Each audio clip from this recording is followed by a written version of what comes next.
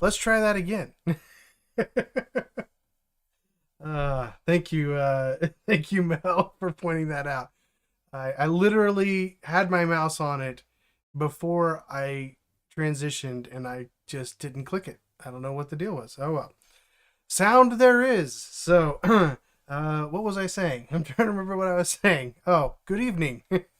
Good evening as opposed to good morning, since usually it's morning when we do this and I'm tired, and now it's evening and I'm tired. So I don't know if I'll ever find a time when I'm not tired to do Dev Mentor Dave live, but hopefully you guys are awake enough to stay awake with me as we go through some things here. Oh, there you go, Mel. It's morning. Nice. Wait a minute. I forget where you're from. If it's morning there, UK. Okay, both of you UK. Okay. I don't know why I didn't remember that. For some reason, I thought that you were in United States. Morning in the UK. Wait, is it like early morning? What time is it in the UK? You're part of the UK. Yeah, I was gonna say it's early morning there. It's barely morning. It's I count that as night. That's just very late at night. Unless I have to actually get up at that time, then it's early. Mm. So I apologize for the late hour for many of you. Um, but just as a reminder, if you're watching live, which we have several people watching live, jump in the chat and say hello. If this is your first time, let us know where you're from. Sometimes I'll remember and sometimes I won't. For example, I forgot where Mel was, and she's on here all the time. So I apologize, Mel. I'll remember someday. Yeah, we're gonna be planting some seeds tonight. Good call, Ming. Um, so yeah, tonight we're gonna be talking about the DeepPockets project. We're gonna be looking at seeders. I don't know if any of you took advantage of the extra long break since I didn't have uh, a live stream last Saturday. That's why we're doing this tonight, is because we didn't have a live stream last Saturday. But we will have a live stream this Saturday, I believe. I'll double check, but I'm 99% sure we should be good to have one this Saturday. So those of you who are used to what is Saturday morning for me, then you'll be able to jump in on that one as well. And I don't know for sure what we'll do. We might look at some PRs, depending on what's available at the time. And I don't know. We might do some other things. I have several things that we could do. Might just answer questions, because there might be some questions or some issues that people are having based on the homework, based on the ticket from tonight. So it'll kind of be varied. We'll see how it goes on Saturday. But that's the tentative plan, is that there is no plan. So there you go. Oh, bummer. So Ming won't be there Saturday. That's all right. I wasn't there last Saturday, so I can't fault you. Um, so yeah, if you're watching live, check us out on the chat. Join us in the chat. Tell us where you're watching from. If you are watching it later, leave me a note down below if you've got questions or concerns or anything that you want to state. Always feel free to watch the live streams, to leave comments on the videos. You never know, somebody else might have the same question and may not want to ask it, so it never goes answered. So there you go. Always ask the question. The worst I can say is I don't know. I'm not going to say anything probably worse than that to a question that's asked. So uh, I have had a bit of a trim. Yes, just in the hair. Unfortunately, I need to trim some other places, but it's a little bit harder to get rid of some things than it is the hair on the top of your head. So thankfully, my wife does it, so I don't have to pay anything for it. So it's awesome. And I'm not very picky, so it works. Works for both of us. Yeah, so we are going to be looking at the DeepPockets project. If you're not familiar with that project, it is a project that we're doing as a community. And we're just kind of going from start to finish. Started way back in February, discussing a lot of things. And now, just in the last few weeks here, we've been digging into the code and actually setting up the project and starting to write code. Last time we were together, we talked about migrations. We talked about some of the pull requests that you guys had submitted with migrations and kind of gave some feedback on some of those, and to help you kind of understand the concepts a little bit better, but also for you to see what it might look like to be a part of a code review or a PR review, and how I'm going to do them as we go throughout this project. So hopefully that was beneficial for you, and we'll continue to do that throughout the project as we go. Of course, right now we're starting slowly, but we're going to build up to where each person who wants to participate can have their own ticket. So you'll actually be helping move this project along as we start to pick up speed here, as we start to actually begin to develop back-end code and front-end code and really start making an actual app. So I'm looking forward to that day. I know many of you are looking forward to that day. So hopefully, as we work through some of these early things, we'll be able to get there pretty quickly. So looking forward to getting to that point with you guys as well. And of course, I know this is probably not the perfect time for everybody. It's kind of a weird time. I would have normally liked to do this on a Monday night, but I just had lots of things going on. Monday was my wife's birthday, so can't really do it at that time. So so this was the earliest time after Saturday that I could get to, but hopefully it's beneficial for you guys, whether you're watching it live or whether you're watching it later on and just catching up. Hopefully it's helpful for you, and if you have questions, certainly feel free to leave them in the comment section below. Or we also have the Discord channel, so don't forget to join the Discord channel if you're not already in there. Lots of conversation, lots of people who are willing to help you out as we're building that community there. So, oh no, you watch it on your phone, Ray? All right. Well, I'll try to talk fast. I think most of you know that's not going to happen. I'm not very much of a fast talker. Especially on my videos. Oh, okay. There you go. We won't tell anybody that you're at work. Okay. So, last time we talked about migrations. We're going to take that another step further. That's why this is called Let's Plant Some Seeds. We're going to talk about you're going to talk about seeding the database. So what do we mean when we say seeding the database? Basically what we're doing is we're putting information into the database programmatically. So instead of manually typing information in or waiting until we've built out front end and back end processes to be able to fill out a form or something like that, we want to be able to run a process that automatically adds data to our application, to our database. And we call that seeding the database. And so we're going to create seeders, and those seeders are going to manage the process of seeding the database or putting data into the database. So why would we want to do that? Well, generally there's two reasons why you want to seed the database. The first reason is if you have a list, like a list table or a lookup table, something like that, that you want to have standard information in it. So for example, today we're going to be adding budget categories. We want to put in some initial budget categories so that when we go live, when we spin this up, we run the seeders, it's already in there and we don't have to add them manually, because there's some things that we would want right away.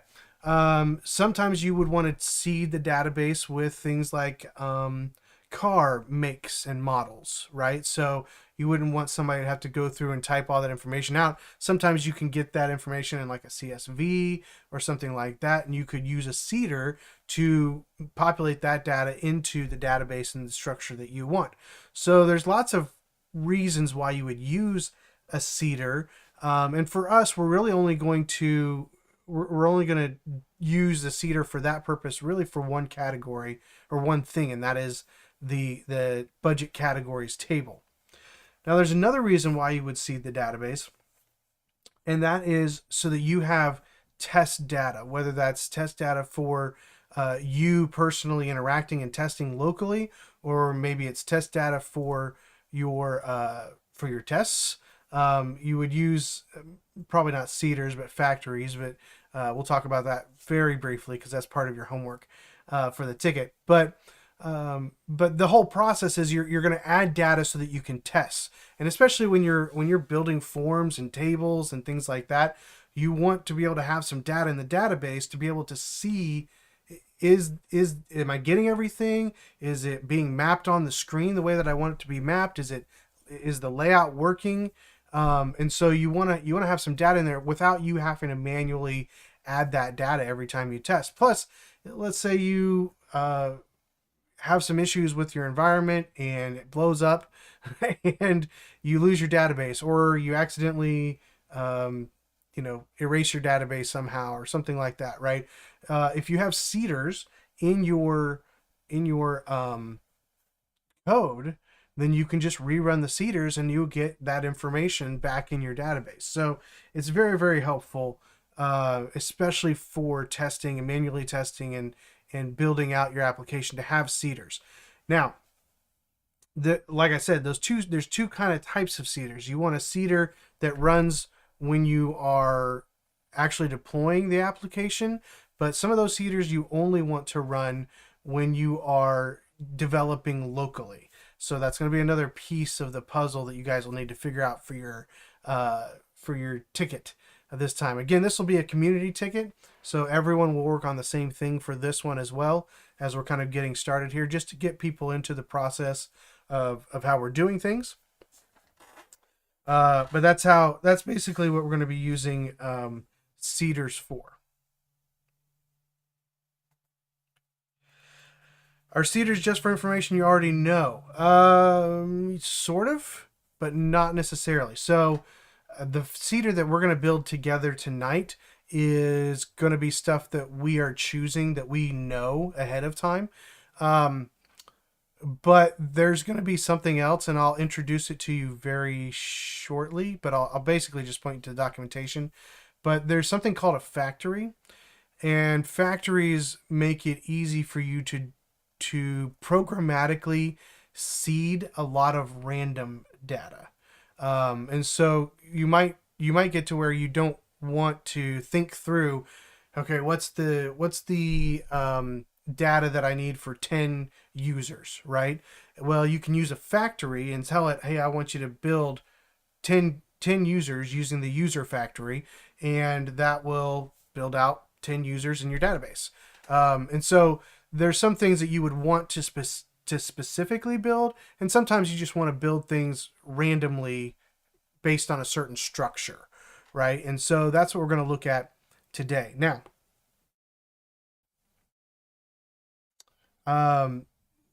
there's another piece of this puzzle that we actually have to talk about before we get to seeders, and that's what happens when I don't think about things completely and I just start doing it to practice for this evening.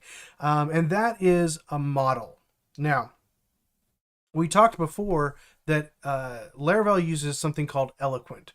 And Eloquent is an ORM. It's an object relational mapping helper, right? And so what it does is it allows you to kind of have an easier way to interact with the database. Instead of writing a bunch of SQL statements or MySQL statements, it kind of gives you a nicer way to be able to do the same things, but in a way that's more readable, more easier to understand.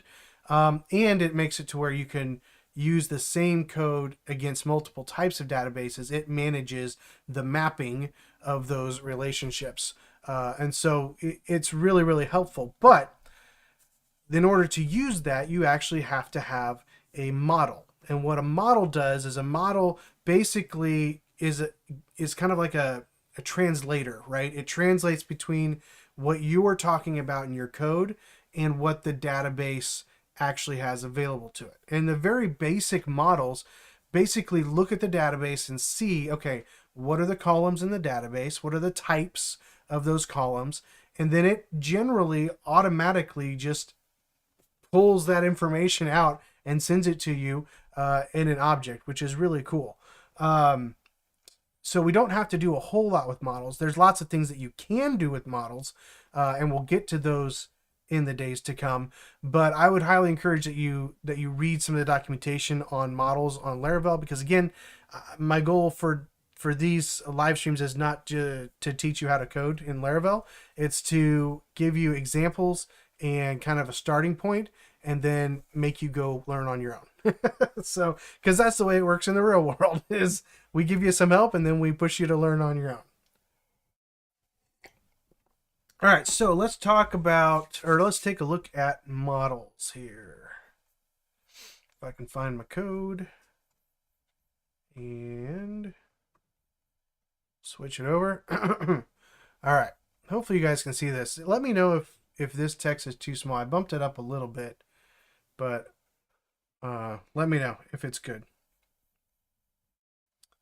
Just a little bit, Ray, just a little bit. It's too small. All right, let me bump it up just a smidge. Is that better? Hopefully that's better. It looks a little bit better on my screen. Okay, so this is the budget categories migration, right? And this one's from Ray. It's just what I had on my computer the last time I was on this. So you can tell I haven't done anything with the Dev Mentor Dave DeepPockets project. But anyway, so the reason I have this pulled up is I just wanted to show the two fields inside the budget categories, right? So again, if you went back and you looked at the diagram, you would see that budget categories is just an ID and a name. So we only have two two fields in the budget categories. All right, so let's do this. We know we're going to need an ID and a string. There's only two fields that we're going to be creating in our seeder. So that makes it nice and simple for us as we build this out. But the first thing that we need to do is we need to build a model. Now there's some pretty cool commands that Laravel has to be able to do models. In fact, there's so many things that use models and that kind of interact with models. Things like controllers, routes, seeders, factories, things like that. And if you look at the documentation for models, you'll see that there's lots of things that you can create at the same time as you're creating your models with those console commands. So let me open up this stuff over here. Okay, so I'm gonna use the artisan command, and it's gonna be remember I'm on sale artisan make model. All right, then I'm gonna give the model a name. Now this is really important because what I want to do is I want to name the model the same as the table, right? So in this case, actually, this shouldn't say table. Okay, it should just say budget categories. All right, so we're going to create budget categories, and if you look at our database here, we can see it's actually wrong. It shouldn't be budget categories table. It should be budget categories. But anyway, that's all right. We'll fix that later, Ray. All right, so I'm just going to rename this if I can. I can't do it that way. Doggone it. Okay. Making my life harder. See, this is what happens when I pull in people's stuff. Okay. Let's do this. We're going to save this. And then we're going to come over here. We're going to cheat. And we're going to get rid of...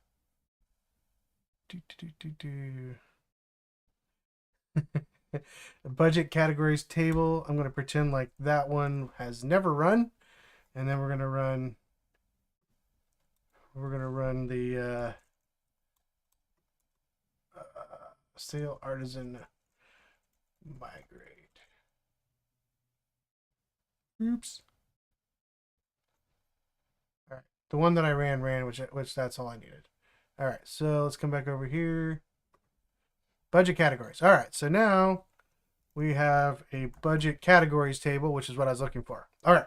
So the point that I was making was when you create a model, you want to make sure that you name the model just like the table, the database table, because that will allow it to automatically connect. Now you can tell the model what table it's supposed to be, but it's just easier if Laravel can just figure it out.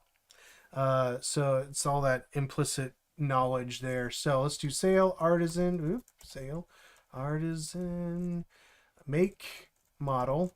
All right, so I'm going to call it budget categories. Is that what we called this? Budget categories. Yep. Okay. So budget categories, and then I'm gonna do dash S. All right, dash S. So that's gonna tell it create a seeder too. Now I could do like S and F for a factory and C for a controller, but I don't need those things right now. All right, so we're just gonna do S. Now I could do this with another command. I could do sale artisan make seeder if I wanted to, but this way I can do both things at one time. So I'll hit enter. So it created a budget categories model, and it created a budget categories seeder automatically. I love these commands. It makes life so much easier. Just take advantage of them if you're going to be using Laravel. Okay. All right. So let's come back over here to our code. And we will see that inside the app models, we have budget categories model. And you'll notice it says has use factory. That'll be important for later on for you guys. You'll definitely want to do that. But then down here, we also have something in the seeders for the budget categories seeder. All right. Let's come back up to the model real quick. All right, so this model automatically has all the information because it's automatically connected to the budget categories table. Now, again, you could do something like table budget categories, right? If we wanted to make sure that we connected to a specific table, you could do something like that. There's some other things that you could do here, like setting default values inside your model if you wanted to do that. All kinds of other things that you can do with models. But right now, this is really all we need for the ORM, for Eloquent, to be able to interact with the database for us and actually help us build something. So just for fun, let's see if this works. All right, so I'm going to come over here. I'm going to do sale artisan tinker. If you're not familiar with tinker, tinker gives you a way to kind of run code in Laravel to test it and see if it works, or just to run it because you can. So I'm going to take a look at this model, and I'm going to pull this model in, which is app models budget categories. All right, so let's do app models budget categories, and I'm going to do the create method. All right, so the model gives me all these different methods that I can use to interact with the database. So I'm going to do name equals I don't know. What's a category? Housing. All right. And let's see what happens. Oh, failed fillable property to allow mass. Okay. I didn't think I needed to do that, but apparently I do. All right, so let's go back up to our model. I think I can do... I don't like using fillable because then you have to tell it every single field that you want to use. I think I could do something like, is it private guarded?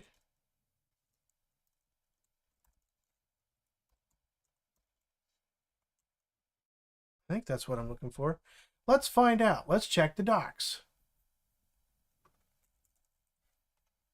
See, this is what happens when you try to code live. All right. And you're very forgetful. Let's see.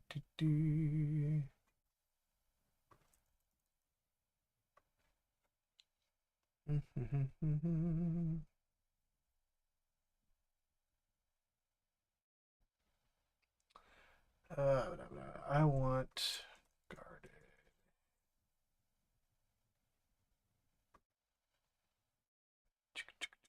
I think it's guarded. I just want to make sure.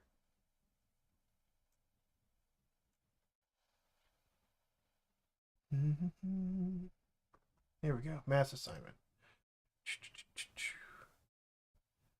I don't want fillable. Do I just have to do that? There we go. Guarded. Oh, it's protected, not private. Okay. There we go. I knew it was something like that. Okay. Let's try it again.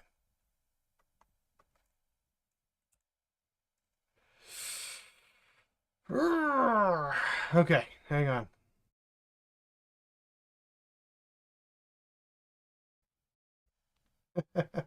Actually, these docs stay pretty much up to date. They're pretty good about it.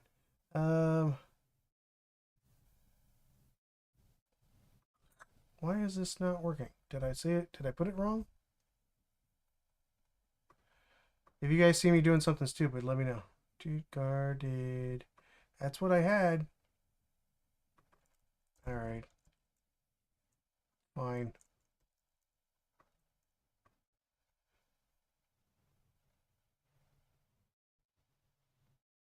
We'll do it the way I don't want to do it. All right. So let's try it again. We added fillable.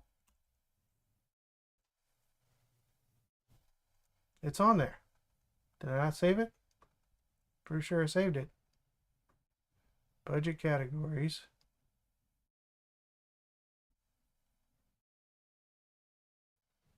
Well, you guys are getting a lesson in debugging.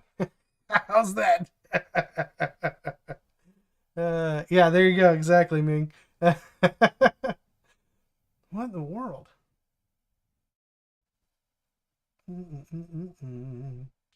What's really weird is I don't know why.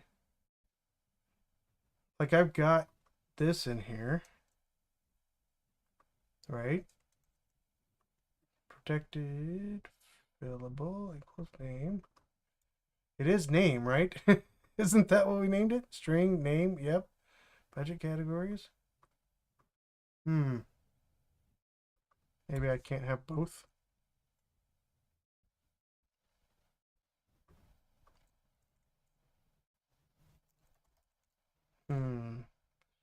Me no like this. Column not found. Hey, so apparently I had to go out of Tinker and come back into Tinker for it to catch the changes. All right. Insert into budget categories name updated. I created it. Ha ha. So the model's expecting some fields that are not there, like updated at and created that. So I need to come over here and tell the model that we don't want timestamps. I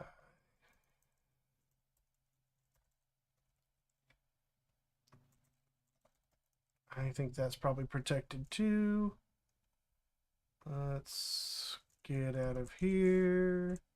Go back in.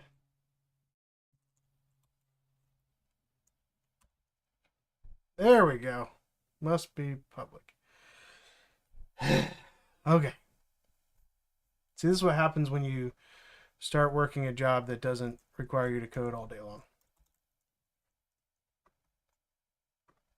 You forget stuff.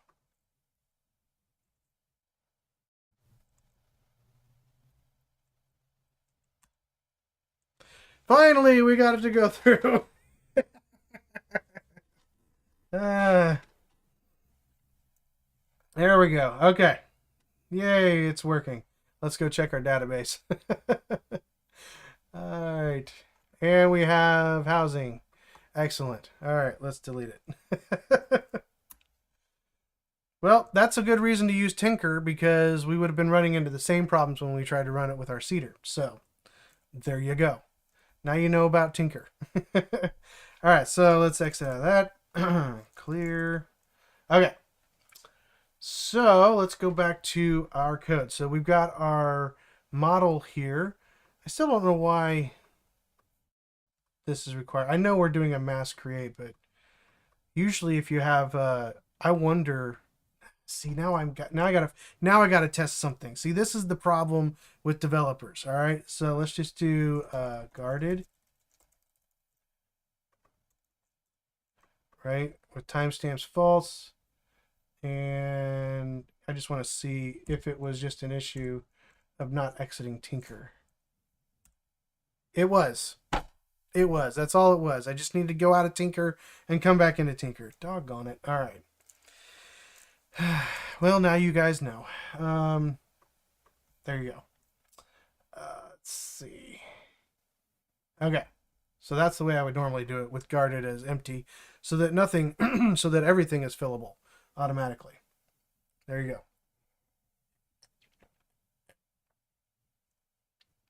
go. All right.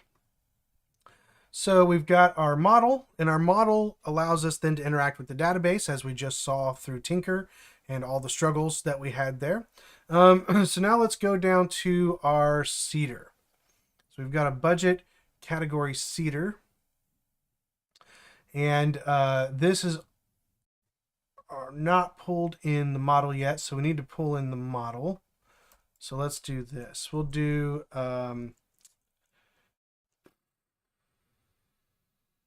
budget categories.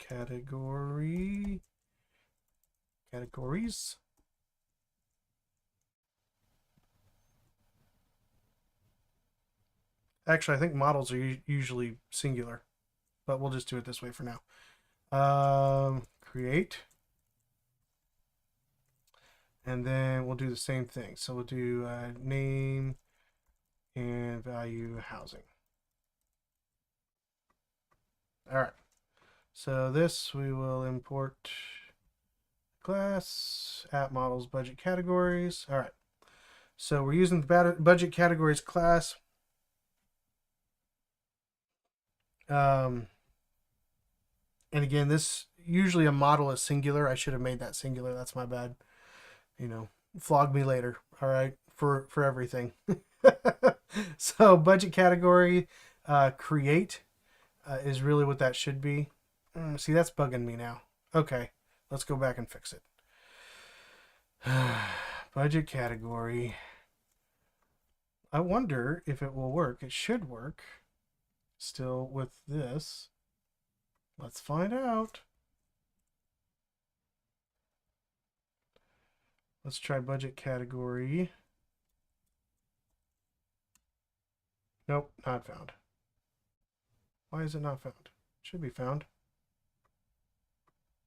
Budget category. Did I save it? App models.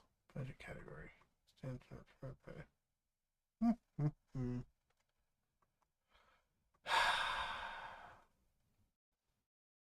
Budget category. Did I name it the same? Well, let's go back. Maybe it doesn't like it. Let's do,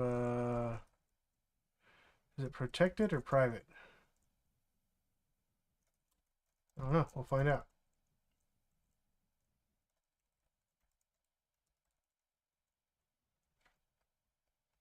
You guys are learning all the fun stuff tonight.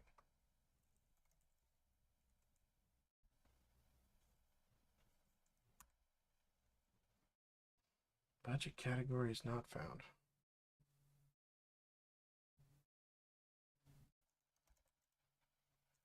Let's do sale, or let's do composer, dump, auto load. Okay, let's just do composer, install.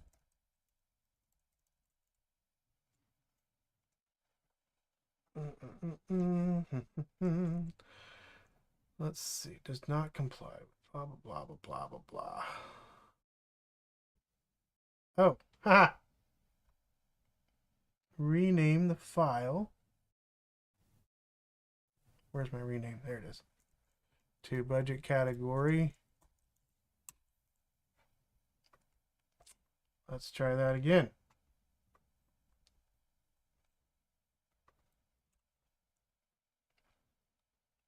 See if it finds what it's looking for now. All right, that works better. All right, let's try this again. Sale Artisan Tinker. Come on now. Come on. Boom. There we go. All right, now we're working. Anybody else thoroughly confused? Go back and rewatch it. All right, so now we have budget category. I may or may not have had to do that. I don't know, but we did it anyways. We told it what table specifically it should be connecting to. This allows us to fill in anything, and we're not using timestamps on this table because Ray did it wrong. So that's good. All right, so I'm just kidding. So now let's jump over to our budget category seeder.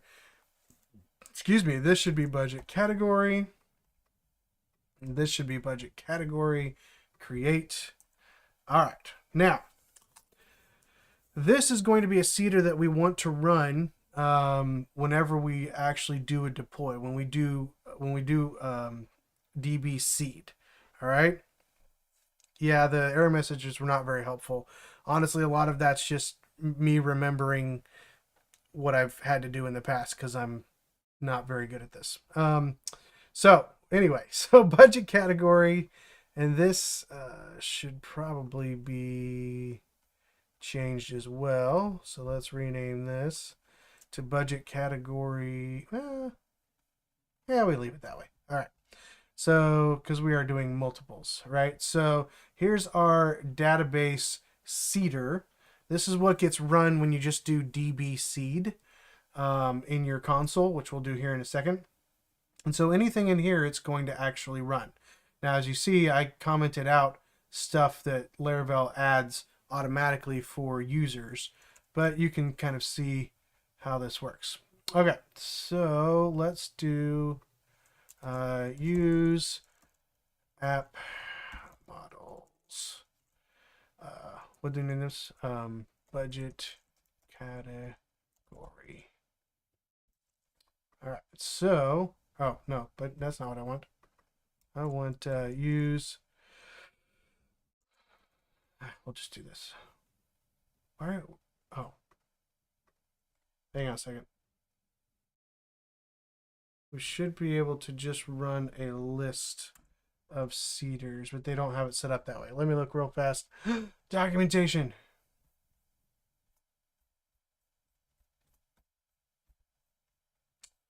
All right. Database, seeding. All right, how do I do calling additional seeders? There we go. This dot call. That's what I want. Okay.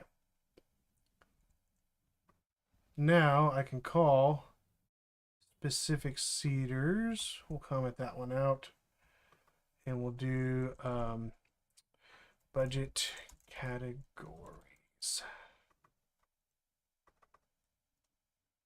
Seeder. I think that's what it's called, right? Budget category seeder. Yeah, okay. So I can have it when I run this, this will call any seeders that I put in this array. Okay. So let's see what happens. We should be able to add. So we've got 2 housings. Let's get rid of those. All right. We've got our database seeder updated to call our budget categories seeder. Let's run the command. Okay. So here I'm going to run sale artisan db for database :seed for the command. And when I do that, fingers crossed, it runs the category seeder because that's the only seeder that we have in that file, in that list of seeders to be run. It says it's running and then it's done. Okay, so let's check it over here in our database. And there it is. We've got housing. Now, I don't necessarily want to do one of these for every single type. So of course we'll use a for loop, right? So let's do this. We'll do, oops. We'll do categories. And we'll just make an array. This array will have housing, auto, health, oops, savings, what else? Education, utilities. Anybody thinks of another one real fast, let me know.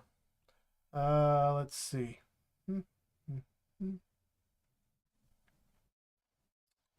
I don't know. That's all I can think of for now.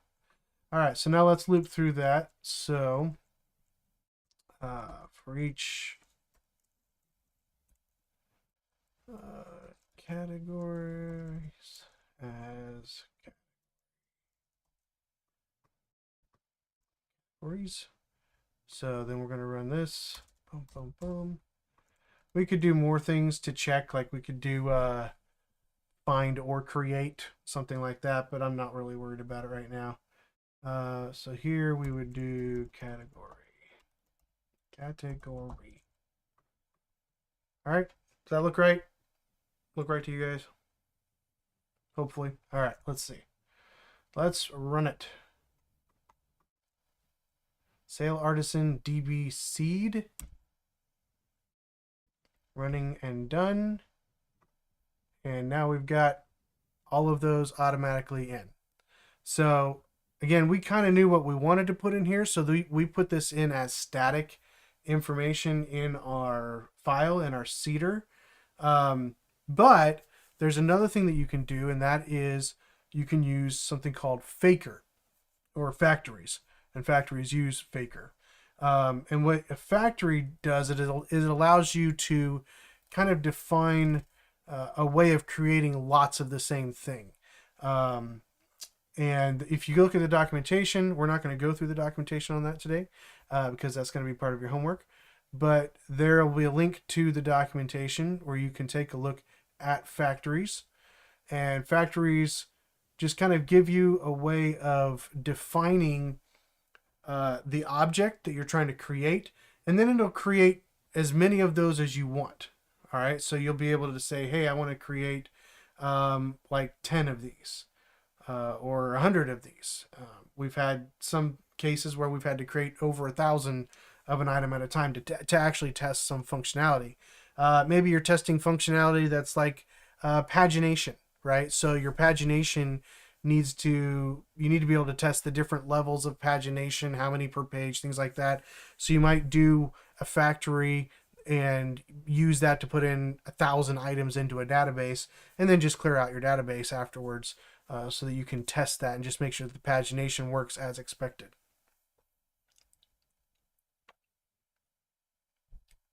No problem, Ming.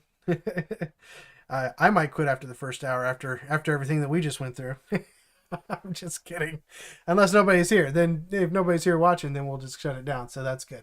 All right. So factories will be something that you guys need to look at. They don't need to be super elaborate, but that's part of the requirements for what you're going to be doing for your ticket. So let's talk about the ticket. The ticket is right here, Community Ticket 2, and it's called Create Seeders. And what I want you to do is I want you to create seeders that put this number of items in the database. Okay, hopefully that makes sense in how this is worded.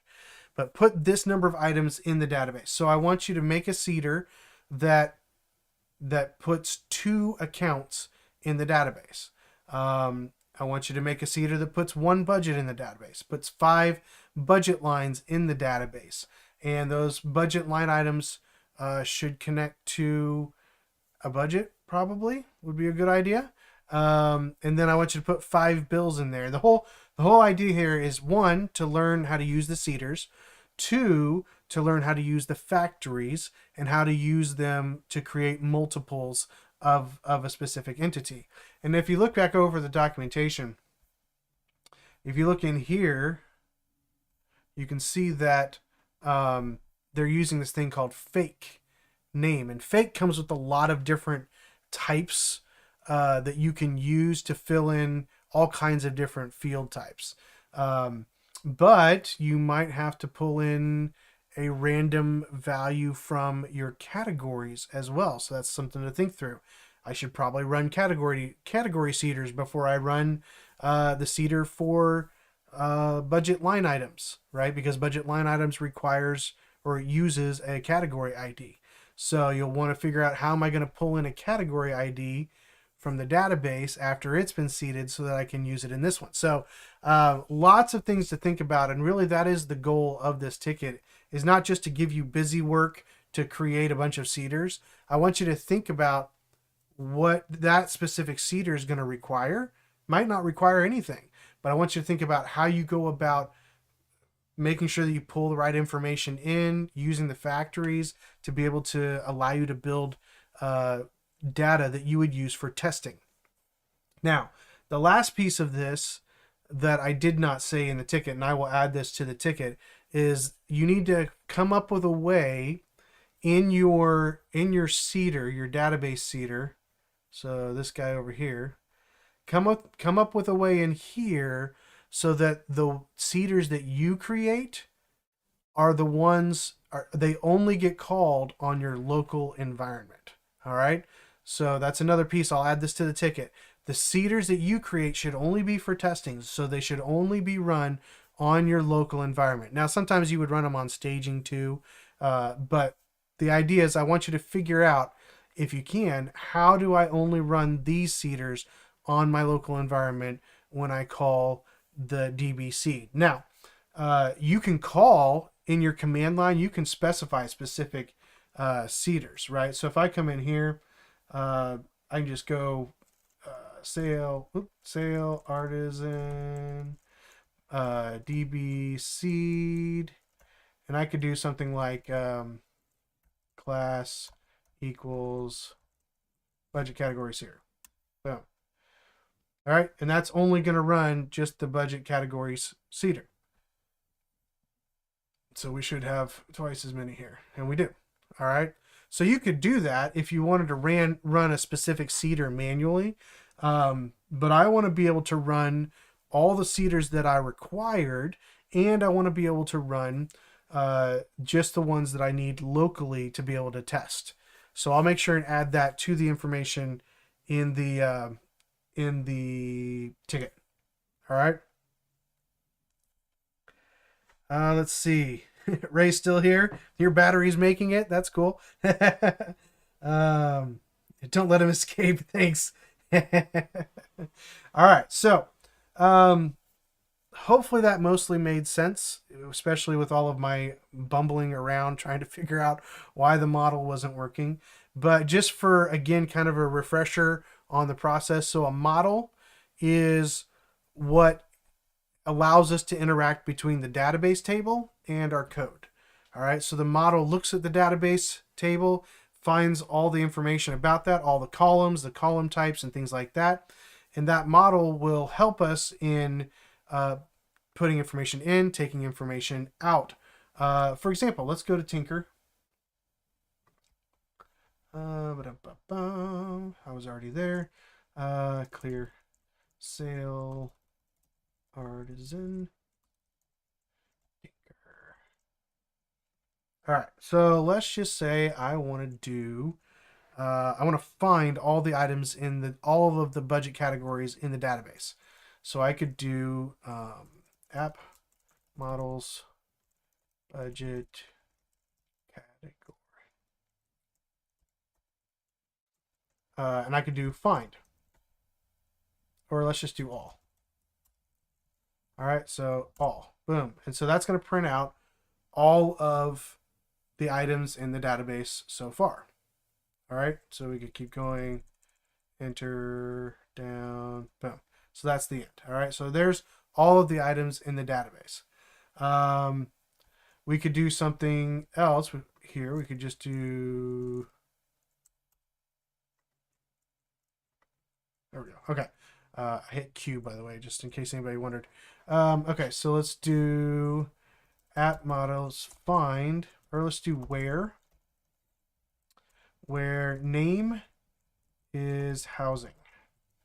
All right, because I know we have several of those. All right. At least we should. Let's do this. Let's do. Bloop. I'm being lazy. I don't want to think about my commands. Housing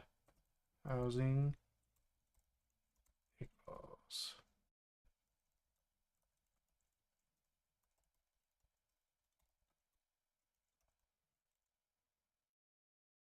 Come on, it should have been printing it out. Isn't that what we used? Where name equals housing. Name, housing. Don't know why it's not working. Let's try app models budget category find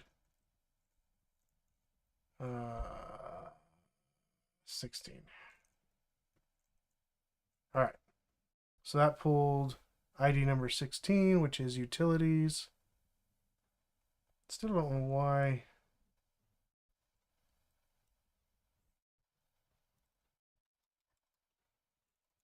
The where didn't work.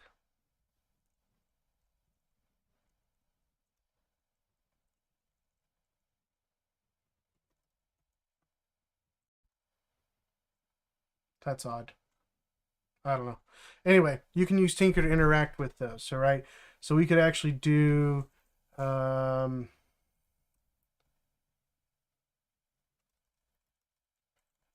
create, I think delete, or is it destroy?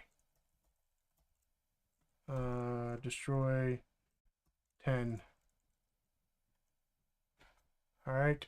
So number 10 utility should be gone, and it is, right?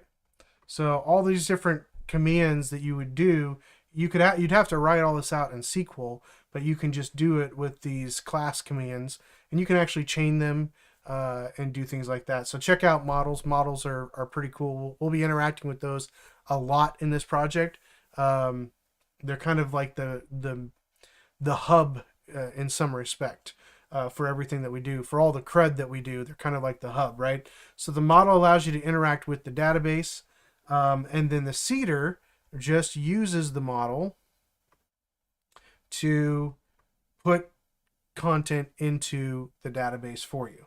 All right, so we're using the create method, and we're just doing name equals this for each category, and we just made this to make it much easier, so we're not writing this as many times as we need to. If we wanted to add something to it, we just add something here. All right. So, and this is just normal kind of PHP code. Nothing special or fancy other than the eloquent command. All right. So hopefully that makes sense. And again, check out factories, check out models, and check out seeders. And when you look at the ticket, I actually have links for each of those things here inside the ticket, so you should be able to do this.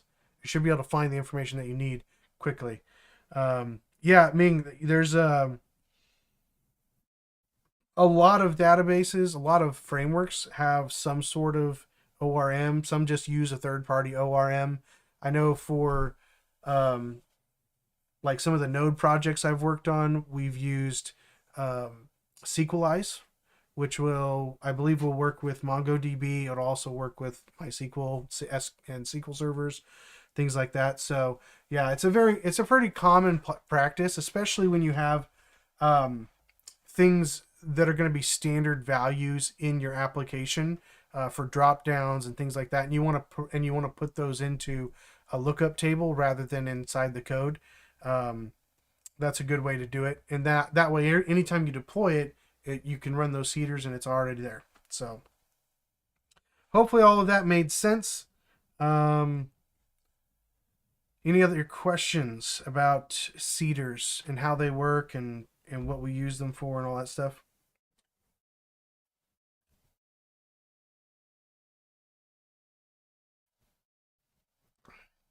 Even with my fumbling around and my really cool debugging process that you guys got to see, I'm actually still 5 minutes early. It's shocking. It's amazing what happens uh, when you don't try to cover too much at one time, or when you don't spend the first 15 minutes talking about other things. That makes a big difference too. Yeah, and honestly, that's one of the things. I'm not necessarily the best developer in the world. I've never claimed to be. I've never thought that I was. But I think it is helpful to mess up and to let people see how you work through that process. So hopefully it was helpful, even just to see. Like again, a lot of this stuff I kind of knew generally what I needed to find. So that helps. I think for me that's the big thing a lot of times between a senior dev and a junior dev is knowing what you're looking for. I knew generally, because I've been using Laravel for a while, I knew generally what I was looking for to find the information that I needed. I just didn't realize I needed to get out of Tinker. So that's something that I learned, which was fun. Yeah, nobody really is the perfect developer. Absolutely. The best devs say I'm not so good at this. So do the ones who really aren't. uh, Mel says, when do we do the second ticket? Do we make a new branch, or do we need to rename our current branch then push? That's a great question. All right, let's do this. Let's take a look at some PRs, because I think a couple of you submitted. Oh, hang on. Boop, boop, boop. I think a couple of you submitted updates to your pull requests. Um, let's take a look at. Is this the one? This is. Did you update this one, Mel? Excuse me. Clan files. I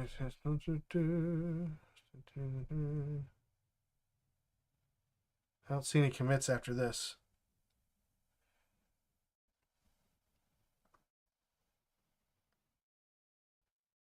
Oh, you created a second branch? Okay.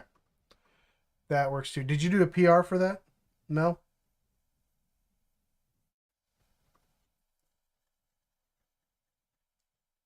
Because I don't see that. Oh, is that this one? Okay. Let's take a look at this one.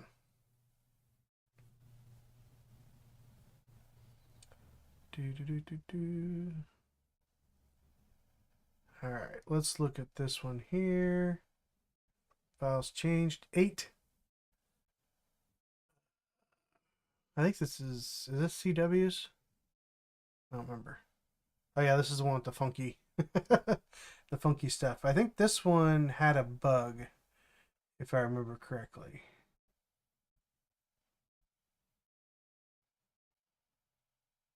See you, Ming. Let's see. I think this one had a bug. Let's pull it down and see.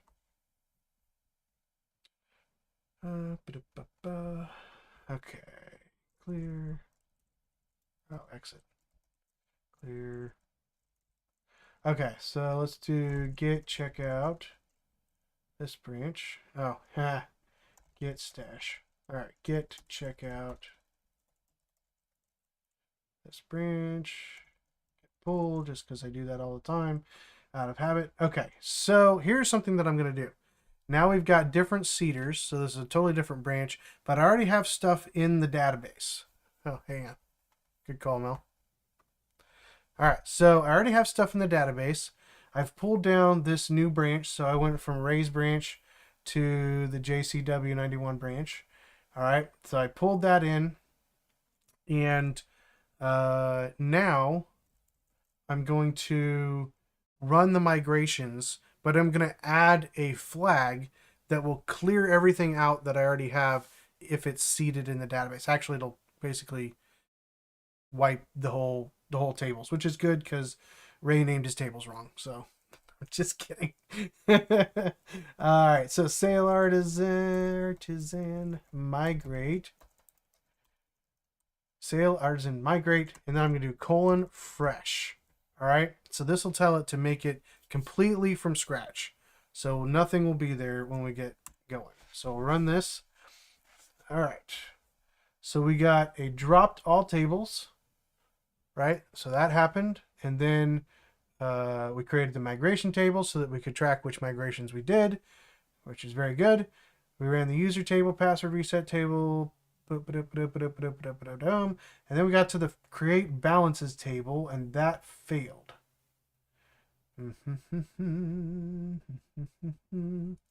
What's it saying? So it failed to open the reference table transactions. Alter table balances. Okay, so balances table is referencing a table that doesn't exist yet. So this is what we talked about last time, if you remember. If you watch the order in which you make your tables, put the ones that other tables depend on first so that they're there, and then you don't run into this error.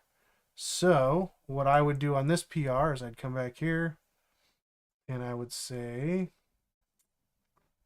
conversation.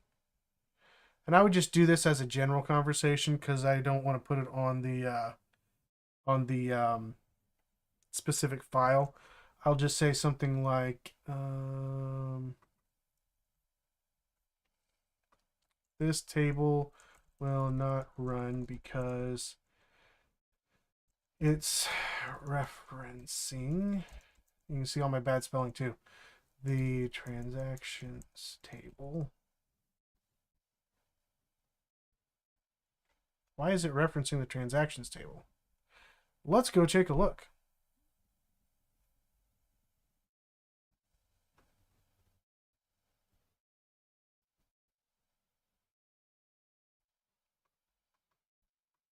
I don't know about that. Let's look at the database diagram.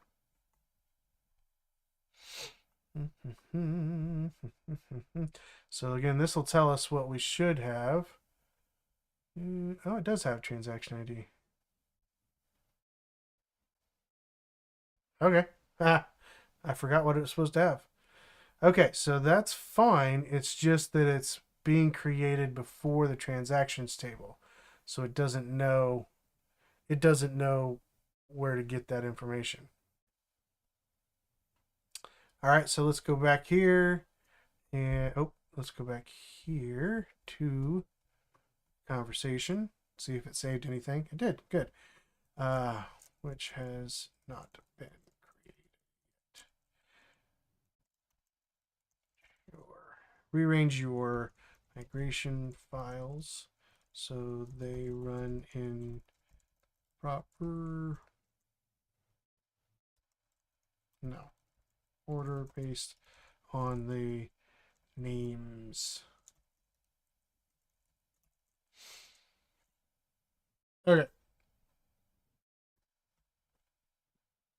So there's our comment. So we're going to add a review and request changes. Submit the review. I could have put that there. I guess I didn't think about that. See comment above. Boom. Okay. So I knew I'd be the next one in line. So there's the comment there. So we're definitely not taking JCWs. Pull request. Let's see. This is updated 2 weeks ago. Did you make the changes that we talked about on yours, Ray?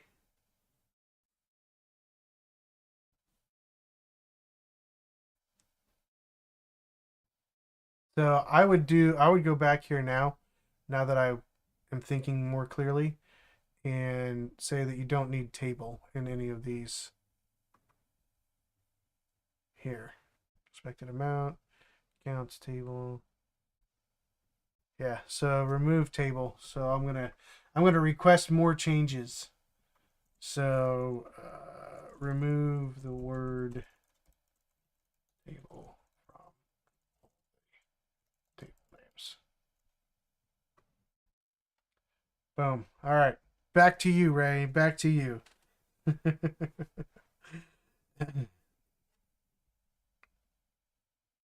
Cool. Yeah, no problems. All right. So I would say, since we don't have anybody's stuff merged in yet, Mel, I would say go ahead and make a new branch off of your current branch, and we'll get really branchy. That way you have the migrations in yours, and then we could always pull and develop into your branch later once we move something in. Um, but yeah, if you don't want to go through all that craziness, you can just use the same branch. Uh, so yeah, just use the same branch. Just put this on the same branch, and we'll just make a note of that. Make a note of it in your PR that you're using the same branch when you make the PR, the pull requests. All right. So if you wanted to get crazy, you could always branch off of a branch and have child branches, which that's really not that's not really what we want to do most of the time. That's kind of a last resort type of thing. But sometimes you have to do that, especially if you've got pull requests for things that you've done, but you need that content for the next piece that you're doing.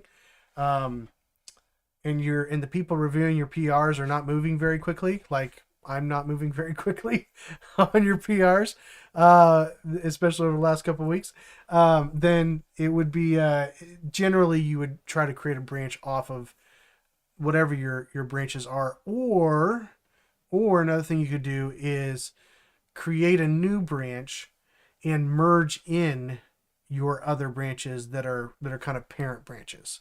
But you would want to note in your PR that you have content from other PRs as well.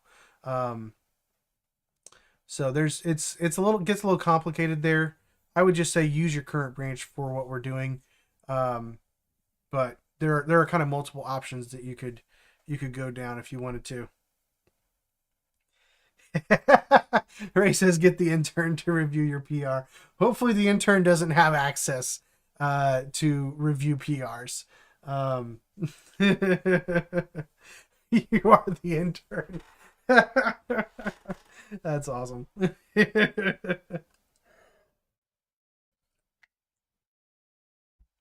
Oh man. Alrighty. Uh what else you guys got? Any other questions, issues, comments, concerns, caveats? Yeah, thanks. I'd appreciate it. My voice is going away. This is probably another reason why I don't do this at night too, because my voice. I've already talked half the day, most of the day. It seems like client meetings and things like that. So, um, yeah, it's this evening stuff can be a little bit of a drain, especially for you guys when it's 1 o'clock, 2 o'clock in the morning. That's just crazy. You're really either dedicated or insane if you're staying up that late to listen to me. So, but thanks for being here.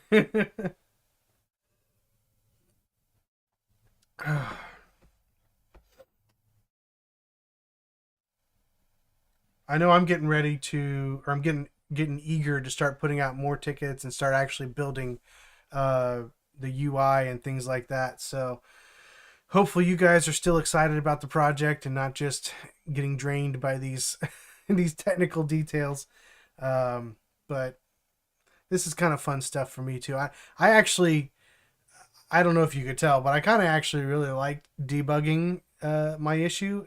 To me that's one of my favorite parts about uh, being a developer and writing code is actually debugging. That probably sounds really weird, but it's like this. It's one thing to build something that works and like you get that sense of accomplishment, but when you write buggy code you get that sense of accomplishment more and more frequently because you're working hard to fix bugs, and so you get that little bit of like adrenaline rush and euphoria for fixing a bug. So that I don't know, Maybe it's better to write buggy code. It makes you enjoy what you're doing more. I don't know.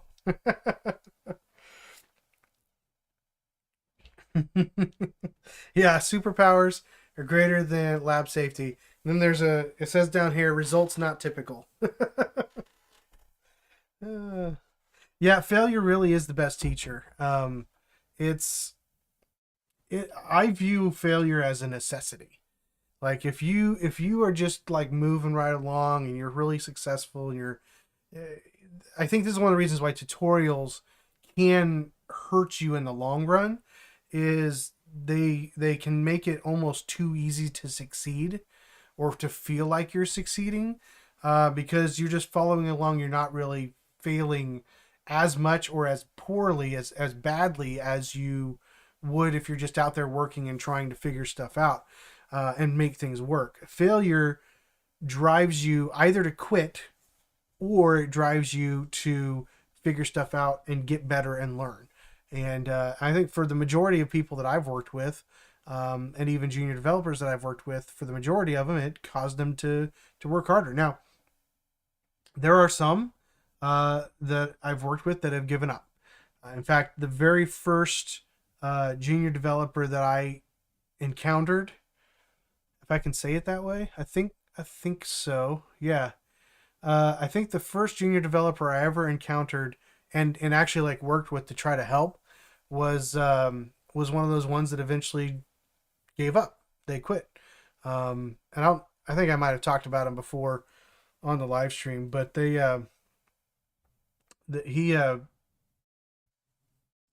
I think he could have done it, but he just had a hard time wrapping his mind around thinking thinking through the problem.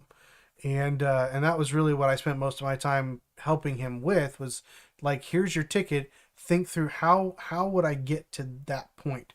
What are the steps I need to take to get to that point?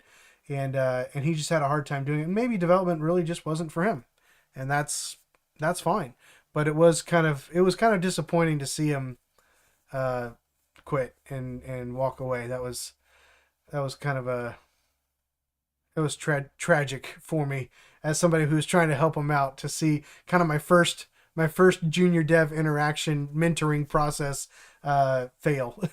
So it is what it is. But yeah, so failure will either cause you to leave and do something else, or it will drive you to learn and succeed. And honestly, in my opinion, the more you fail, the better you get at dealing with the failure. Right? The more, especially early on, the more you struggle through failure, the easier it is for you to fail in the future and find the solutions. Like even tonight, looking at this, like um the process that I went through would have taken me a lot longer had I not done some of that stuff before. The failures of the past helped me understand what was failing now this evening when we went through it, and I was able to find my solutions faster. I didn't have to have. That's something else to keep in mind. You don't have to have everything memorized. You don't have to have all the solutions and all the fixes and everything memorized. You just need to know where to find help, and you need to know how to find the information that you're looking for. And I think I said this earlier. I think that's what separates senior devs from junior devs maybe the most, is that they know where to find help. They know where to find the information they need to fix the problems that they're running into. And so, for me, I was okay with failing in front of you guys, mostly because we don't have that many people watching. But I was fine with failing in front of you and even feeling kind of dumb, honestly, because I knew that I knew how to find the problem. And so that I don't have to worry. I don't have to feel bad about messing up because I can find the solution. I can figure it out. I've been there before, and I've been there a lot. So anyway, I'll stop monologuing and see what you guys are talking about. Um, some tutorials will purposely make mistakes to introduce you to it, but it's problematic if you follow tutorials. Um, yeah, you want to try to build stuff without. You want to try to build how they're building, but not what they're building, if that makes sense, right? I would always I try not to, if I'm watching a tutorial, I don't want to build what they're trying to build. I want to build something else that can use what they're teaching me. Because then I'm going to run into different bugs. If they even show bugs, I'm going to run into different bugs. I'm going to run into problems along the way. I'm going to have to go back and look at it and figure out why is it working for them and it not working for me. Not just when I'm trying to build the same thing, but when I'm trying to build something different. Can I see the difference between what they wrote and what I wrote, not just from a front end perspective, right? From a look and feel, but from a usage, how they're using this thing that I'm trying to learn. So yeah, it does kind of rewrite the way your brain works. For some people, their brain just works like that anyway. Um, but yeah, I think what it does is it really forces your brain to think in terms of problems and solutions, um, and steps to get to that solution. Right? It causes you to think in terms of from macro to micro, to take a problem and to break it down into tiny bits. And not everybody naturally thinks that way. Um, Not everybody is just like really into finding all the steps to figure something out, and that's why, it's interesting. Uh, you can give the same problem to two different people, and they'll come up with two different solutions. Um, or sometimes they'll come up with three different solutions. One of them will come up with two, or one will come up with none, and the other one will come up with three. But anyways, the point is we do tend to think about things differently, but most developers either have trained their brain or they just naturally think in that process of breaking things down into small bits. How do I go from here to here to here to get to where I want to be? Because when you think about it, it's like giving instructions to a 4-year-old, right? You have to tell the 4-year-old multiple things. You can't just say, go do this, right? Sometimes you have to give them instructions that are broken down. Sometimes you have to give them one of those instructions at a time. You have to say, go get that, and they go get that, and then once they've got it, you say, now go take it over there, right? You can't just say pick up your toys. Sometimes you have to say, go pick that up, pick it up, put it over there in the box, or put it over there in that box because that's the box that it goes in, right? So, and in many ways, that's how we have to deal with computers. We have to give them every little piece of information for them to do what we want them to do, and that can be really hard for people a lot of times to train their brain to think like that. Because they just grew up learning, this is how I put my toys away. I just pick them all up, put them where they go, right? And they don't think in terms of breaking that down into steps. So, Ray says, I'm just too stupid to quit. Yeah, well, Forrest Gump type determination. You're just going to keep running, right? All right. Mel has a video idea: how to deal with the guilt you put yourself through when learning and teaching. How to be okay with making mistakes that cost time. Oh, that's a really great idea. Yeah, how to be okay with mistakes that cost time. I think ultimately the answer to that, not that you were asking for it, but ultimately the answer to that is to look backwards. I think I have a video sort of on this as well, but it doesn't hurt to recreate videos, especially if they're helpful. But like, one of the reasons why we feel like we've wasted time is because we don't see the progress that has been made. This is why I recommend that junior devs make notes somewhere of the things that they learn as they learn them. Like just a scribble here and there, learned such and such of HTML, right? I learned such and such in CSS today. I learned, just go back through and look at all these things, because when we're struggling and when we're dealing with the problems, and especially when it's wasting a lot of time, we feel like it's wasting a lot of time. We can forget where we've come from. We can forget that, you know what, 6 months ago, a year ago, 2 years ago, I never would have been able to understand anything that I'm doing now because I didn't know anything about coding, right? So, and whatever that time frame is, maybe it's 4 years, but the question you have to ask yourself is, did that 4 years get wasted, or do I find value in what I know now that 4 years was spent learning? And so I think that to me is the biggest key. I think there's some others too, but I think the biggest key to fighting that feeling of wasted time is to see the small successes along the way.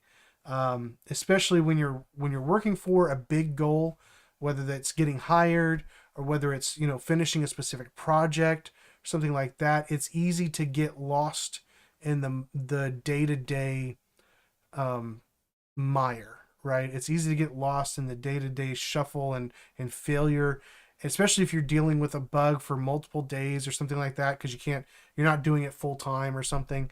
Um, that can be really discouraging, and I think the best way to combat that is to see the small successes that you have, which again goes back to the whole debugging thing. Like, debugging is actually a good thing because it lets you have small wins along the way. And that's, to me, that's the biggest thing that keeps me motivated in developing stuff. It's not, hey, look at this cool project we made for this client.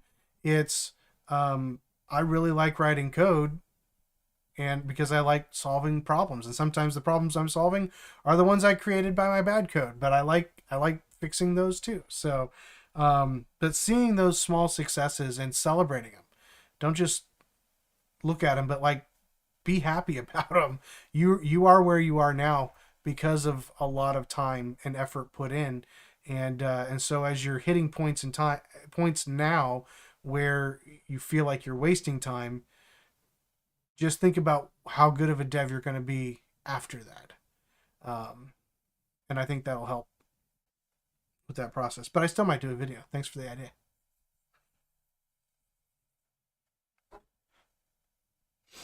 That's a good point, Ray. Ray says, what you're implying is expectation. Expectations are premeditated resentments. I like that. In short, stop it. Awesome. Yeah, I like that phrase. Premeditated resentments. That's some great advice. Um, yeah, absolutely. And that is where a lot of it comes down to, is our expectations. What did what did you think it was going to be like? And sometimes that's just made up on our own. Sometimes that's other people telling us what they think it should be like. You know, especially, um, I know I rail on them a lot, but like boot camp people, you know, trainers, people, especially if they're doing it for money, um, they give you some expectations sometimes that are not necessarily accurate. And again, I don't know that they're necessarily doing that to be harmful, but they're doing it to be encouraging. But they're not always accurate. Oh, excuse me. And if they're not accurate, it's not helpful. So it just gives you premeditated resentments. So yeah, I like that. That's awesome. Yeah, exactly. Ray says, I'm not where I want to be, but I'm not where I was. It's good enough for now. Yeah.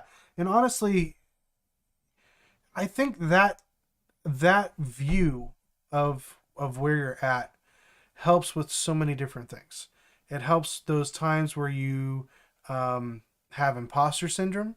It helps those times when you are are failing at something and maybe feeling like you're not getting it the way that you should be getting it. Um, it it helps even when, you know, you're going through the job market, and you know, you're taking interviews or you're not getting interviews or whatever that is. Like, being satisfied knowing that you've put in the work and you've grown, um, that's a huge thing. And you know, I mean, it's a hard thing to say, but you may not be able to jump into a career right now, you know, and maybe a career in development is still a year away. Maybe it's 2 years away, just because of the market, just because of um, your own learning speed, because of lots of different factors, right? So the question is, are you still motivated because you like what you're doing? You're still motivated because you see that you're getting better. I mean, at some point, if you're getting better every day, every week, you're going to be somebody who is hireable, right? So that's just the reality of it. So at some point, you should be at a place where you can be hired and you can show people what you can do, or you can branch out and find people that need your skill set and do it on a freelance basis or something like that. Um, if you are determined, you will get there. Um, so yeah, look back on how far you've come. I think that will help you not resent the expectations, and set good expectations. Set realistic expectations. I would set expectations more around what you can learn than I would around the results, right? The results of how that learning impacts your life. Because there's so many things that you can't control in that process, but you can control what you spend time on learning, and what you put effort into. So here's a long diatribe for you.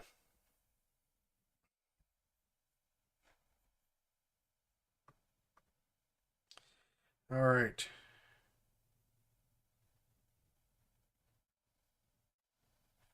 Oh, Mel's taking a week off. Does that include with the live stream on Saturday? um, yeah, well, and I think you have to be sensitive about that too, Mel. You have to realize that your pursuits and your goals have an impact on other people. And I think I have a video about this, about not being alone. You don't want to reach your development goals and at the end of it be alone. You need to have friends and family and things like that as much as you can.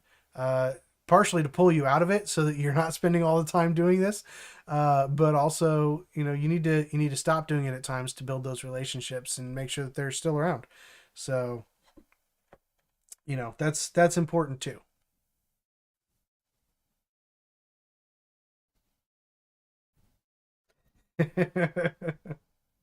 uh, yeah, Mel says even Ray told me to go outside and roll in the mud. Well, I don't know about the mud parts, but unless you just like the mud. But yeah, I mean, take a break. You got to take a break. I'm gonna take a break. Um, I'm going on vacation out and later on this year. So, and I might be out of town in July at some point, where I won't be able to do a live stream. That doesn't mean I don't like doing this. I still love doing it, right?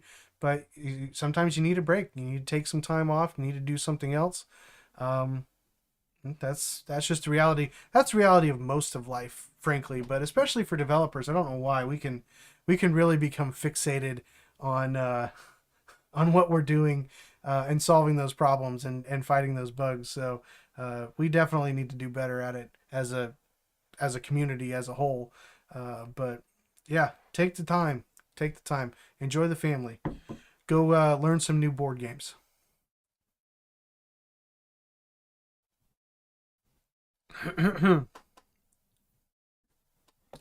Yeah, we're problem solvers. It's just it just that's the way we think.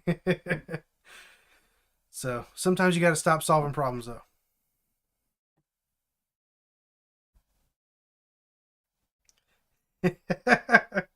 Yeah, it's not just you, Ray. You're not the only one that suffers from super single focus. What's really hard is having that developer brain and then having to switch between multiple things, right? So, like sometimes we have clients at work who maybe they don't need a full dev on their project. And so we'll have one developer split between a couple of those types of projects. And switching back and forth between just two projects can really throw you off, even if they're both using the exact same stack, even if they're both using, Laravel and Vue and all that stuff, right? It's still a different project. It's a different set of problems. It's a different code base. It's just different enough that jumping between the two can really throw you for a loop sometimes. Even just jumping from back into front end, like if you're a really good front end dev or really good back end dev, and then you have to jump back and forth, or if you've just been doing it long enough that you do both of them, it, like I've found myself writing JavaScript in PHP code before because I just wasn't thinking through it. I was thinking in it. I was thinking of solving the problem with JavaScript inside my PHP file. So it happens even from front to back. It happens, if you're working on multiple projects. It even happens, like I said, my job, I don't do as much coding as I used to. I do a lot more interaction with clients and things like that. Even jumping, I have several clients that I talk to throughout the week, and even jumping between those conversations. I had a conversation with one of them yesterday or today, and I realized that something I was saying wasn't making sense because it had nothing to do with that project that we were discussing. It had to do with a different project. So we do get super hyper focused sometimes, and that can be a bit of a problem, a bit of a problem, especially when we're dealing with clients. So, well, it still could be Ray, but but maybe not. uh, Mel says, "How do you go about switching it off at the end of the day? Do you have some kind of routine or rules you follow, even if it's just something simple like no more coffee after 8 p.m.?" That's probably a good start. Especially the older you get, the more that's going to affect you. Do I have a specific process? Not necessarily. I will say I still struggle with it. I think the easiest thing for me, which probably isn't the best thing, just the easiest thing, is to put on some fairly mindless entertainment. So I'll put something on Netflix or something like that. Uh, but something that's not mindless to where I can ignore, but mindless to where I don't have to think about it, but it's entertaining. It's catching my attention. Um, but on the flip side, I'll actually put on stuff as well, like on YouTube um, that's in a different category, but still kind of feeds that need to think through things. So obviously, um, I think I've mentioned it before, but I'm a pastor, so I like to think through and discuss theological things, right? So sometimes at night I'll put on, especially after the kids go to bed or if they're doing something else, I'll put on some YouTube stuff that'll be discussing theological, deep theological stuff, and that interests me. So it kind of feeds that part of my brain a little bit, but it focuses it in a different direction, so it's not on code or on the job or something like that. So those are probably the two things that I tend to do um, the most. Um, I used to try to play board games more. I just don't. With our family dynamic right now, we don't really have a bunch of time where we're all together to play. So it's a little bit harder to get that going on like a nightly basis. Excuse me. Um, so I don't know that you necessarily turn it off, but I think you can redirect it into other things. Um, I think another piece of it is just trying to make yourself tired. Go to bed when you feel tired, and don't look at your phone. um, all those healthy things that you're supposed to do that nobody actually does. Let's see. Ray says maybe it's ADHD because I typically use 3 to 4 different languages daily. Yeah, well, I mean, especially in web development, you really do. I mean, like if you think of all of them as languages, you've got HTML, CSS, JavaScript. You've got typically a JavaScript framework. You've got your backend language, PHP. You've got your backend language framework, which those might work together, right? Then you've got your database that you're either running queries on or you're using Eloquent or something like that, but you still have to understand it. You still have to be able to interact with it. Um, I mean, yeah, you're using all kinds of different things. And that's assuming you're not using any other tools like Figma for designs and things like that. So, or like this database IO or DB diagram IO thing, for diagramming stuff. I mean, there's so many different things that we do as part of just building one project. Um, yeah, I don't know that it's ADHD. I just think it's normal. I think it's just being the plight of the developer. um,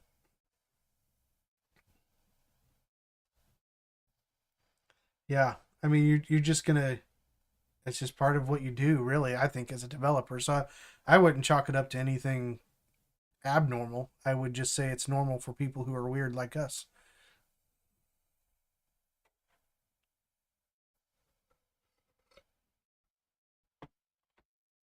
Oh man, Mel, you said you're interning, or was that just a joke about you being an intern?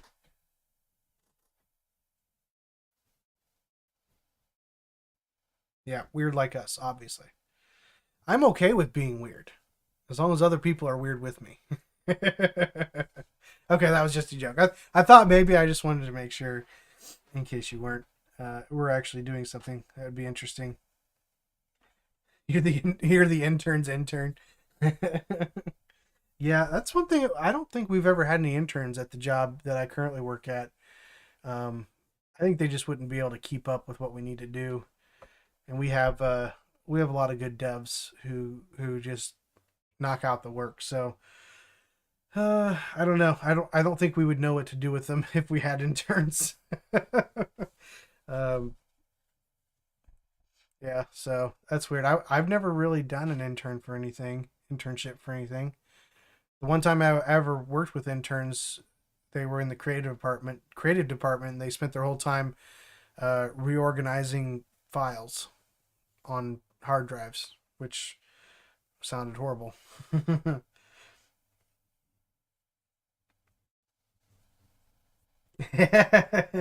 Ray says, check the memes. That's a good, if anybody's made it this far watching this later on, check the memes in the Discord channel from Ray. He's put several in there. Yeah, you guys have been crushing it in the Discord channel lately. Lots of great conversation. I have not been able to actually keep up with it. I need to go back and reread a lot of it. But you guys are staying pretty active and helping each other out too. That's the important thing. Ooh, sorry guys. I'm not really tired. I think my voice is tired.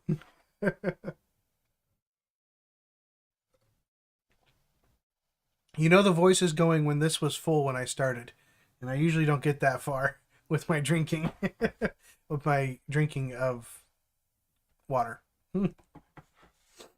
Yeah, maybe that's it.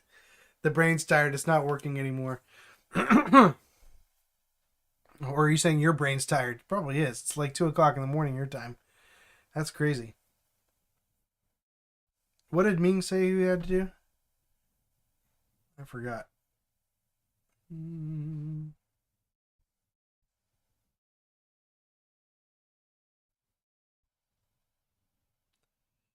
do, do, do, do. I didn't see it. Oh, he's got an interview. Ah, that's what it is. Awesome. Interview in the afternoon. Cool. Well, hopefully the interview goes well. Ming, if you watch whenever you watch this, if you watch it afterwards, hopefully it went well. I'm assuming it's a programming job, so we'll see how that goes. I think we ran everybody off. Well, there weren't that many people on here to begin with, honestly. Uh, this is Wednesday night's probably not the best night for a live stream. It's like, um, it's either that or the topic. I think the topic makes a difference too, whether people want to tune in. If they're not really on board with the Deep Pockets project, then they're probably not going to be watching. Um, although it is interesting, I do get. I think most of the live streams for Deep Pockets have had at least two or at least 50 views, which is interesting that people are still watching it. I don't know how long they watch it, but we'll see. But yeah, I've got to get some more videos out um, this coming week. I need to get a little bit ahead because I might have a week that gets busy here, or that I'll be out of town. So I need to try to get ahead and get several more out. Yeah, Saturday is easier for a lot of people, especially those of you who are quite a few hours ahead of me. But I even the Monday night one that I had, we had 10 or 12 concurrent viewers. Um, so I think Wednesday night's just probably not a great night overall. But hey, you live and learn. Gone fishing, yeah. That's true. I should do something that's a little bit more flashy, shouldn't I? Here's a question for you. I really like putting polls out on the community section of the channel. So if you have any ideas for polls, uh, maybe something you're interested to see what people would say, let me know, and I'll use that for future polls. I mean, I'll always come up with something, but I'd like to have more of those because I feel like people interact a little bit more on the polls than just me putting out news. So that requires sun, grass, and mud. See, that's why I don't go outside. All of those things: sun, grass, and mud. Actually, I had a really bad experience several years ago. We went on our first cruise to the Bahamas, and I'd never been to the Bahamas before. And in the middle of Kansas City, we have the sun, and it gets hot here, but it's a different sun down there in the Bahamas, and I got burned really, really bad. They said I had something called Hell's Itch, like they actually had a name for it for what I was dealing with, but it was horrible. So I am not a fan of the outside. I try not to go into the outside as much as possible.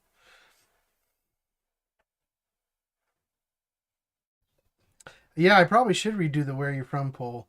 Um, because I think I did that in regions if I remember correctly, and you only get a certain number of options, especially with the images. You only get a certain number of options. I think it's four for images and five for text or something like that.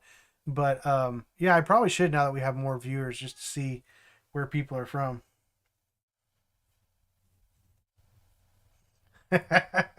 Peeling potatoes and waiting for the fish. See, I'm also not a fish eater, so none of this stuff is really appealing to me that you guys are talking about right now. I don't like going outside. I don't like getting dirty in the mud, and I don't eat fish. So I have a rule: if it comes from the sea, it doesn't go in me. That's how my wife knows what I can, will and will not eat. So that's served me well over the years. It's very easy. Does that come from the sea? Yes. I'm good. Thank you very much.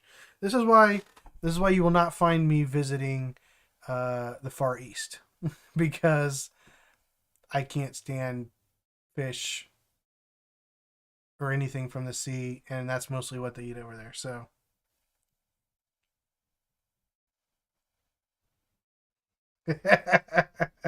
that's true. I don't aren't people from Texas born with hats, with cowboy hats? I think it's like standard. It comes with all the baby clothes.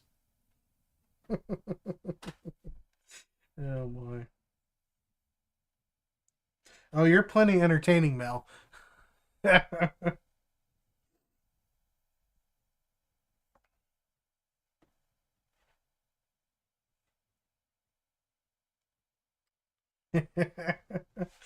Yeah, I understand.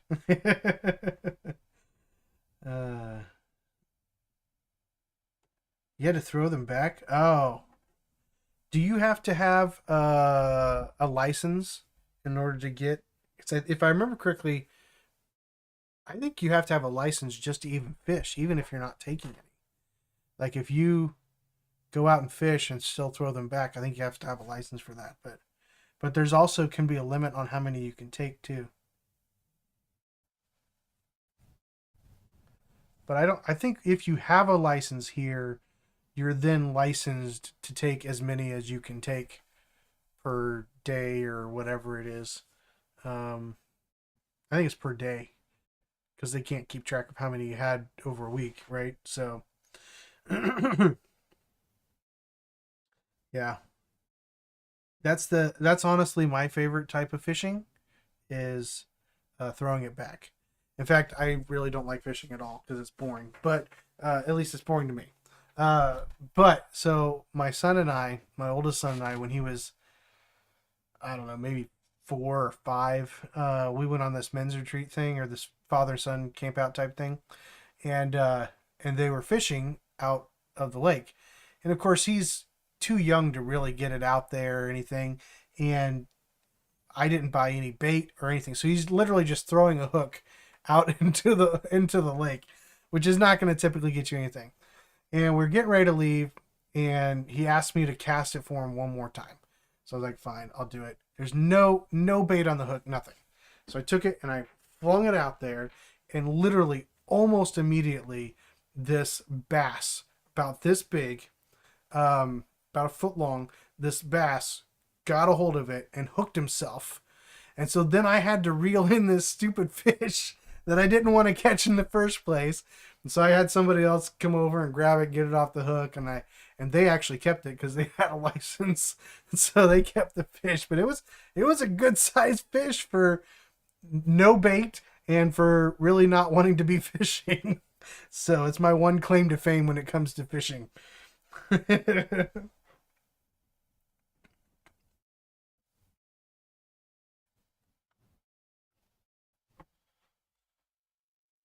Oh.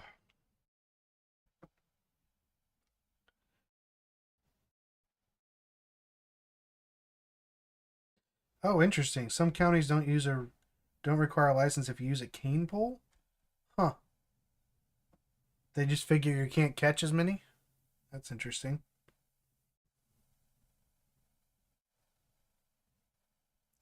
Yeah, exactly. Yeah, the one time I don't want to catch a fish, that's the time I'm going to catch a fish. The last time before that I went fishing, I caught a turtle. I caught a painted turtle. I think it was a painted turtle.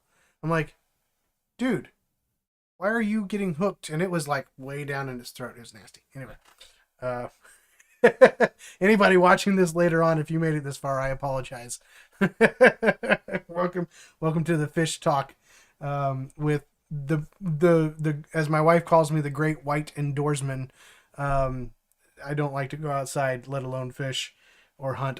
I'm not against it. I don't think there's anything wrong with it. I like the idea of hunting, but I do not like the idea of sitting out in the cold waiting for deer or whatever else, squirrels or whatever. That makes me yeah. Yeah, exactly. The sea is I'm just irresistible. They all want me. We actually had a snapping turtle that my brother and I found when we were kids. Thankfully nobody got hurt, but we got rid of it pretty quickly once we realized what it was. But we took it home and everything, for we had it for a few days, and then we looked up. That was back before the internet. We had to go get books from the library. We had to thumb through the books and find a picture that matched, and found out it was a snapping turtle, and that we probably shouldn't keep it if we wanted to keep our appendages. So yeah, I don't know what it is, but nature likes me, and I'm not a huge fan, to be perfectly honest with you.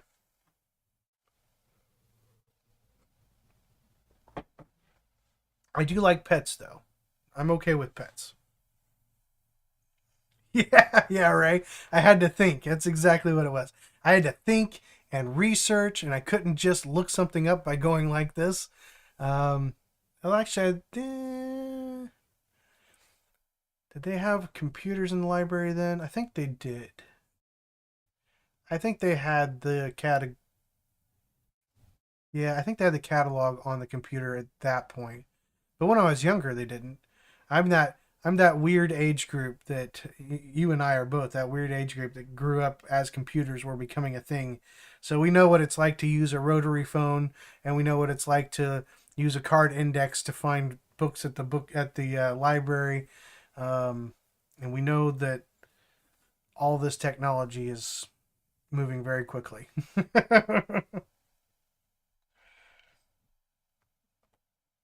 Yeah, but I remember, maybe it was just the school library, but I remember I remember going to the library and having to use the index cards.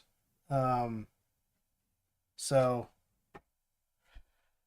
but yeah, I do remember there being computers in the library. I just don't remember. I think originally they were there mostly just for people to like work on, like to type things or to get on check email or something like that. Like they didn't, for as far back as I can remember, they didn't always have the catalog on there. But that came pretty quickly though, to where that was the only thing. You didn't even have the big boxes of long drawers with the cards in them. This is the For those of you who have made it this far in the video, this is the old people reminiscing section of the video. So feel free to learn something from us old timers. Yeah, exactly. It existed. I remember the first ISP that we had was Project Prodigy Internet, um, and it was horrible. I don't even know. I wonder if you could, if anybody has any pictures of Prodigy Online. Yes. Is there a picture?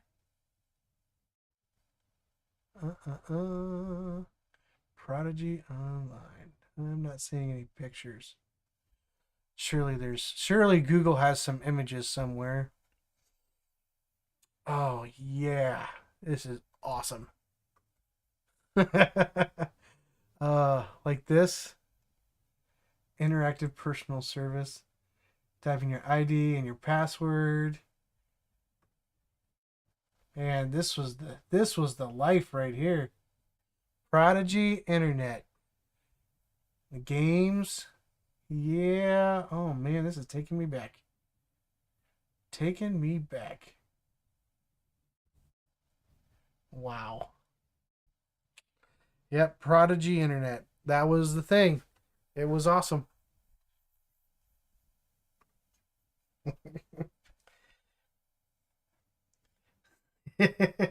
Your child's first pet was a caterpillar.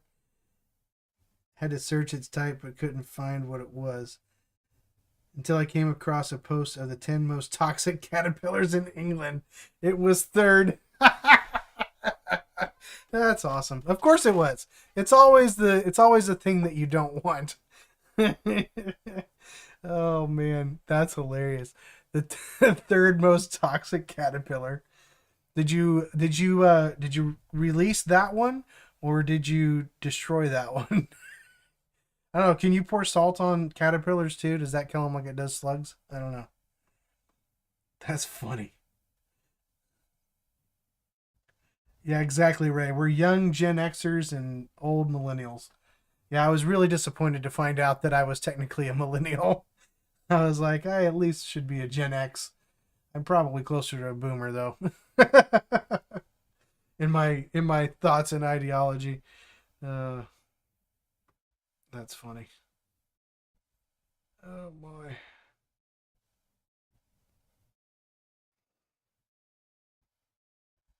I just got a text with my son. He's working at a camp for the next 2 weeks, so oh my. Put it back on the ragwort plant. It turns out it turned into a moth. Huh, interesting. It's interesting that you kept track of it too. Oh, that's awesome. All right, well, before I get too slap happy, I probably should sign off. So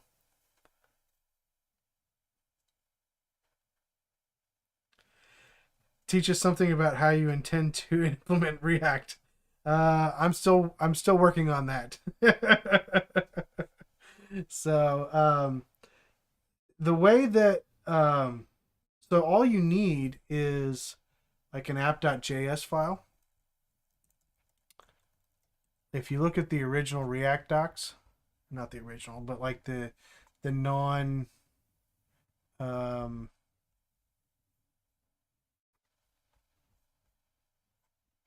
let's see. Like if you look at the non-next documentation, um, it kind of walks you through a way to do it, like add React to an existing project, right? So you can do something like this, but you can also put it into like your base. You can put into like an index.js file or like an app.js file, and then include that in your index.html file. Um, so I think that's probably what we'll end up doing.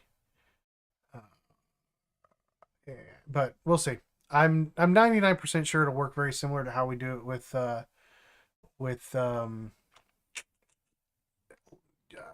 do we use, Vue, because they work fairly similar as far as this is concerned. Um, but we'll see. I'll play around with it before I actually integrate it that way. But yeah, I noticed, Mel. I noticed. Just getting me talking again. Um, but yeah, so I mean, this is how it was originally written to be able to stick into a project, right? So it wasn't just written to be used with Next.